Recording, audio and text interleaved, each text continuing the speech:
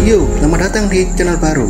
Sebelum kita mulai, langkah baiknya Anda mendukung saya dengan cara subscribe channel ini agar saya lebih bersemangat dan tidak putus asa dalam membuat konten.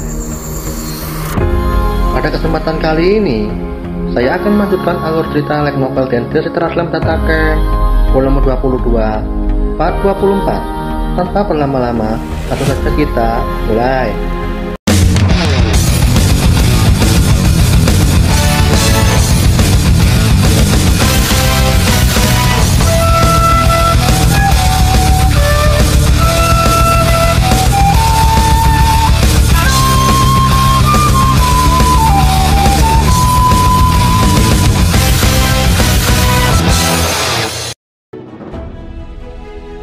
Cerita dilanjutkan dari kedatangan Rimuru.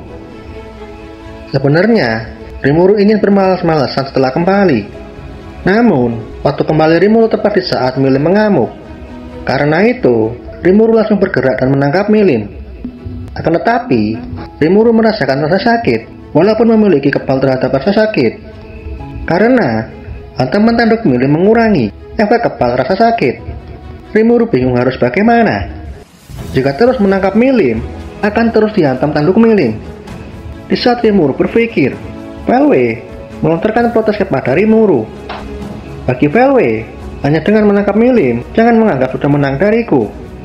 Rimuru menjelaskan, di saat setiap kali Gaia memanggilnya, Milim menunjukkan respon kepadanya, bahkan juga bereaksi terhadap Veldora.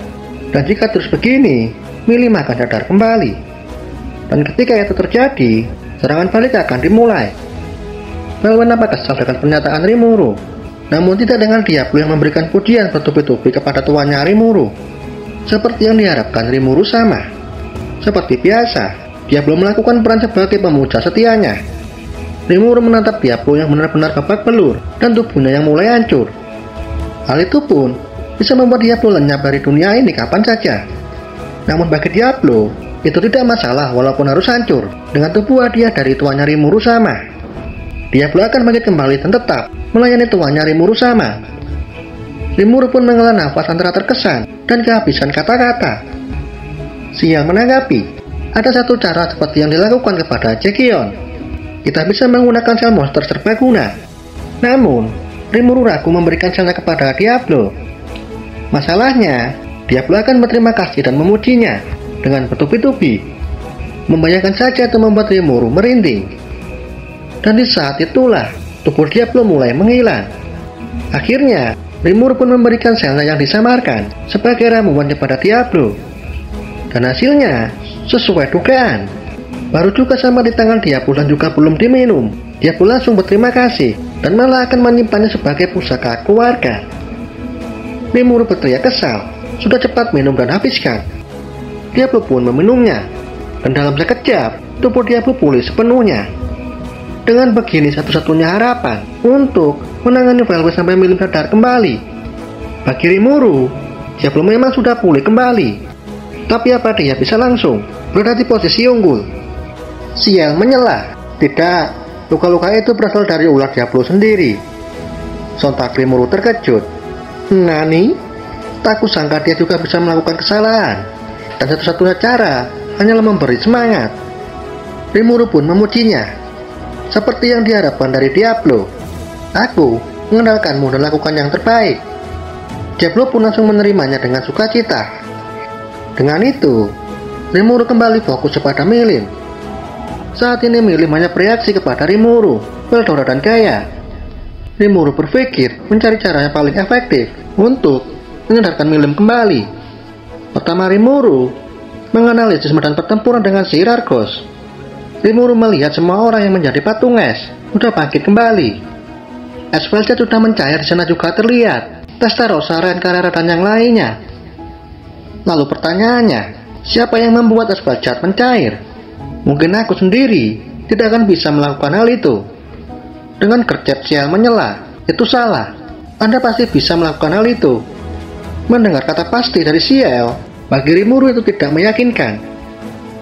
Rimuru menyapa Testarossa dengan komunikasi pikiran. Dan dalam sekejap, Rimuru langsung mendapat sambutan yang meriah dari Testarossa. Dan setelah beberapa pertanyaan, Testa pun menjelaskan semua situasi.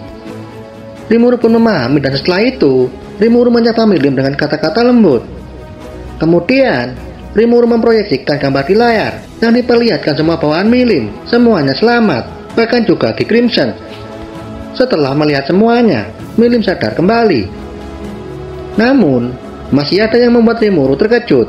Selama pertempuran, Milim sama sekali tidak menderita kerusakan. Ini mengerikan. Chloe juga terkejut dengan mata yang berbinar-binar. Tidak hanya Chloe, Lionel Messia juga terkejut saat menatap Milim yang bagaikan fenomena yang sulit dipercaya. Ternyata sangat mudah. Milim yang sudah sadar, seperti biasa, baginya kerusakan yang parah akibat ulahnya hanyalah masalah kecil. Rimuru pun memarahi Milim habis-habisan dan memintanya untuk meminta maaf kepada semua orang yang sudah dia buat kerepotan. Seketika Milim pun meminta maaf dan berjanji tentang hal ini tidak akan pernah terjadi lagi. Messia dengan lembut melayang di hadapan Rimuru dan memintanya untuk tidak terus-terusan memarahi Milim. Baginya, karena Milim dikendalikan itu bukan berarti salah Milim. Memahami dirinya dibela, Milim menghantam Messia dengan berbagai pujian. Namun bagi Rimuru, Messia tidak akan bersikap lembut seperti apa yang Milim kira.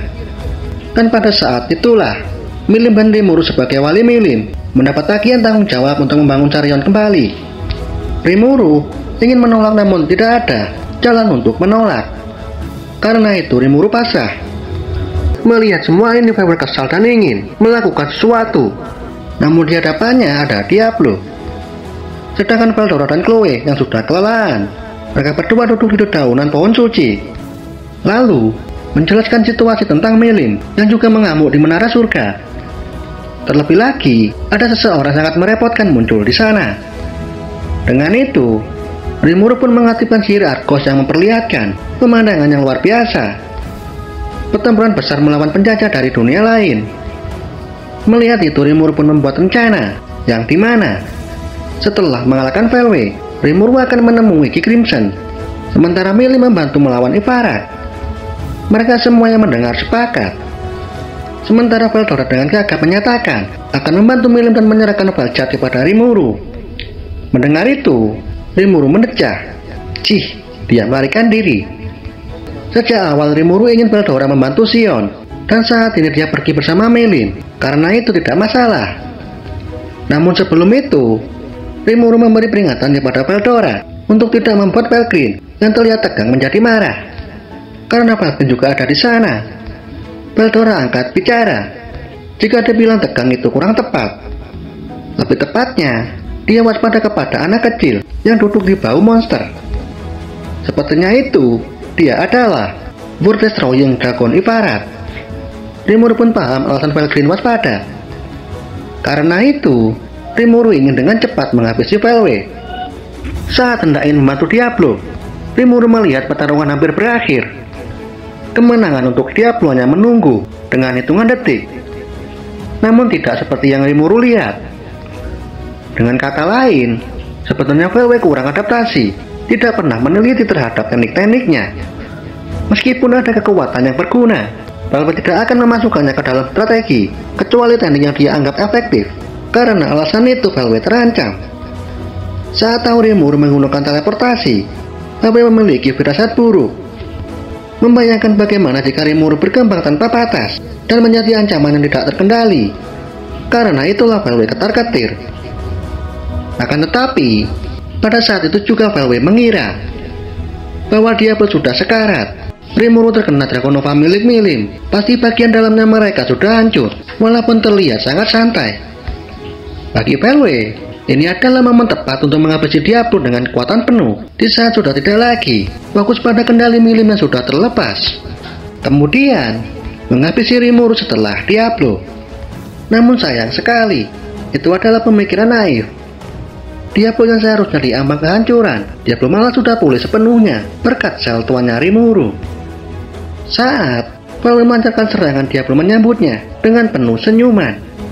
Saat pedang dan cakar bentrok, Velvet menyadari perhitungannya meleset jauh. Bahkan dengan serangan sepenuh tenaga, Diablo dapat menahannya dengan begitu mudahnya tanpa terpengaruh dengan tingkatan senjata Genesis. Diablo menghadapi serangan Velvet tanpa bergerak. Melihat itu, Velvet terkejut dan berkata, kekuatan itu dia belum merespon. Seperti yang kau duga, aku memanfaatkan Nility Collab. Apa ada masalah denganku? Saat hendak VW ingin mengatakan ini omong kosong, VW melihat Diablo sepenuhnya menerima Nility Collab secara alami. VW merasakan kengerian yang luar biasa. Ini benar sangat mustahil. Pada dasarnya, Nility Collab adalah kekuatan kehancuran yang mampu menghancurkan dunia seperti halnya Testarossa. Kekuatan itu bukanlah kekuatan yang bisa dikendalikan dengan mudah. Memanggil Nility Collab ke dunia ini saja sangatlah sulit, meskipun didefinisikan dengan sihir. Tetap ada batasannya. Bahkan jika Nility Collab dapat dipanggil, energi negatif yang dihasilkan Nility Collab akan dinetralkan. Sehingga pada akhirnya keseimbangan akan terjaga seolah-olah tidak pernah terjadi apa-apa. Kekacauan dan kehancuran yang ditimbulkan Nility Collab yang tidak terkendali hanya bisa terjadi jika pintu yang terhubung dengan kedalaman neraka dibuka. Secara paradok bahwa Diablo dan Testarossa bisa membuka akses tersebut. Mungkin itu tubuh yang diberi Beldanava, mungkin bisa dimengerti. Namun, tubuh Diablo yang tidak jelas asal-usulnya seharusnya mustahil bisa menahan kekuatan yang luar biasa seperti itu. Bagi VW, ini kenyataan yang sangat kejam. Jadi, sel Rimuru memiliki kecepatan regenerasi yang lebih cepat dari kehancuran yang disebabkan oleh Nility Collab. Meskipun Diablo tidak terserap Nility Collab, VW menyadari bahaya yang ditimbulkan Diablo. Bahkan, True Dragonnya memiliki energi yang tidak terbatas pun tidak akan bisa menghindari kekalahan. Namun Diablo malah memanggil Nility Collab sebagai sumber energi. Dengan kata lain, Diablo tidak akan mengalami kekalahan. Dan jika itu benar, perbedaan nilai eksistensi tidak dibutuhkan lagi. Tanpa VW sadari, VW melontarkan perkataan tentang apa saja yang dilakukan Vega di dalam labirin, sampai-sampai VW harus turun tangan dan kesulitan. Mendengar itu Diablo tersenyum dan berkata, "Vega, katamu, dia sudah aku hancurkan. Mungkin dia masih hidup, akan tetapi lebih baik dia mati daripada terus mengalami hidup yang menyedihkan." Sontak VW terkejut. Bagi VW, dari tim mistik Admiral, Jalario berkhianat dan telah dikalahkan, dan yang tersisa hanyalah Jahil. Namun sekali lagi VW terkena mental saat Yuki menyatakan bahwa Jahil sudah aku bunuh. Yuki pun terus menghina merendahkan VW yang seolah-olah ingin melunasi utangnya. Walaupun tidak bisa mengalahkan VW, tapi kalau soal kabur, Yuki nomor 1. Mendengar itu, VW mendadak dan langsung menyerang Yuki. Namun sayang sekali, serangan VW dapat dihindari Yuki dengan mudah. VW menggerutu, "Jadi kau memiliki kekuatan teleportasi?" Dia pun tertawa dan berkata, "Kemampuan itu memang merepotkan, tapi setelah melihatnya aku menemukan cara untuk mengatasinya."